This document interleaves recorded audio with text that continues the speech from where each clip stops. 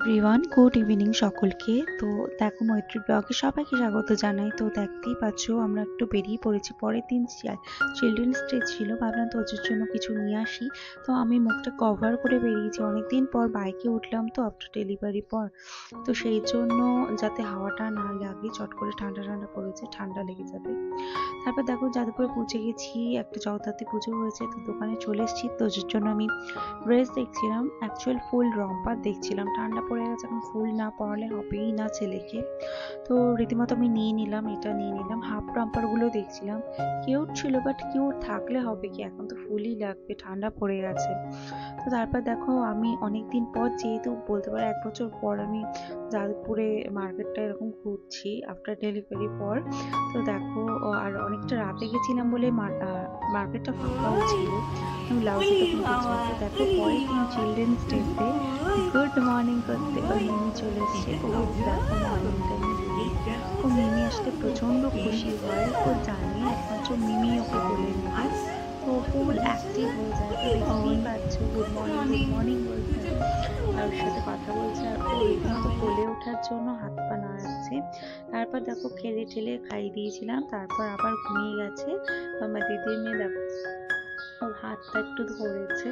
তারপর আমিও একটু গেলাম, আমিও একটু কাজ দিয়ে দিচ্ছি, কারণ আমি অত কোল অভ্যাস করাইনি যাতে কোলেই সারাক্ষণ না থাকে। তো সেই জন্য অনেক সময় ইচ্ছা করে ঘাঁটতে, বাট ঘাঁটি না আমরা অত। তো তারপর দেখো, তো দুজনে এই ড্রেসগুলো নিয়েছিলাম। তো আমি একদিনের জন্য একটু শ্বশুরবাড়ি যাব, ওই কার্তিক পুজো আছে বলে। সেই জন্য আমি টুকটাক ড্রেস তোজো ঢুকিয়ে নিচ্ছিলাম, বা একদমই টুকটাক, কারণ একদিনের জন্য আর আহামরি তো আমি আর কিছু নেব না। তো তারপর দেখো, তোজো তো ঘুমিয়েছিল। তো তারপর আমি ওকে স্নান করানোর জন্য আমি ওকে ডাকতে চলে এসেছি। তো দেখো, ছেলে তো ঘুমিয়ে কাদা। তারপর দেখো তুলেছি, বাট তাও ঘুমাচ্ছে, মানে চোখে এতটাই ঘুম। তো দেখো, কোনো মানুষকে ঘুম থেকে সোজা নিজের বেড থেকে নিচে নামিয়ে দিলে তার রিয়াকশন দেখতে পাচ্ছ, ঘুমের রেশ ছেলের কাটেনি। হ্যাঁ, বাট ও বুঝতে পারছে না কি, আমি তো ঘুমাচ্ছিলাম, ফট করে নিচে কি করে আমি চলে এলাম। তো যাই হোক, মা অনেকক্ষণ কোলে টোলে নিয়ে ওকে শান্ত করে তারপর ওকে তেল মাখাতে শুইয়ে দিল, কারণ অয়েলিংটা আমার মাই করে, আমি অতটা পারি না, ভয় লাগে, যেহেতু ছোট বাচ্চা, হাত পা নরম, তো মনে হয় এই বুঝি ভেঙে গেল। তো যেন মা এই জিনিসটা করে, মা বলে তুই পারিস না, কিছু না। তো তারপর দেখো ভালো করে অয়েল ম্যাসাজ করছে, আর ও আরাম পায়।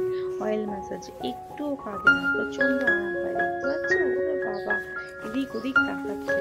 তো তারপর দেখো, স্নান টান করে নিয়ে দেন ওর দিদির ডিপার্টমেন্ট হয়ে জামা টামা পরিয়ে দেওয়া। এখন কাঁদছে কেন, বাবু খিদে পেয়েছে, তো সেই জন্য কাঁদছে। তো জামা টামা পরিয়ে দিয়ে আমি খাইয়ে দিয়েছিলাম, খাইয়ে দিয়ে আমি মশার মধ্যে দিয়ে দিয়েছি, দেখতে পাচ্ছ ঘুম চলে গেছে। এখন দিব্যি খেলছে, হাত পা নেড়ে কিছুক্ষণ খেলবে, খেলে ঠেলে তারপর ঘুমাবে। তো দেখতেই পাচ্ছ এদিক ওদিক করে, তো ও খেলে ঠেলে নিয়ে দেন তারপর ঘুমিয়ে যাবে। ব্লগটা ভালো লাগলে please like share and subscribe করুন। তো টাটা বাই বাই। তো দেখো ঘুমিয়েও গেছে ছেলে, তো টাটা।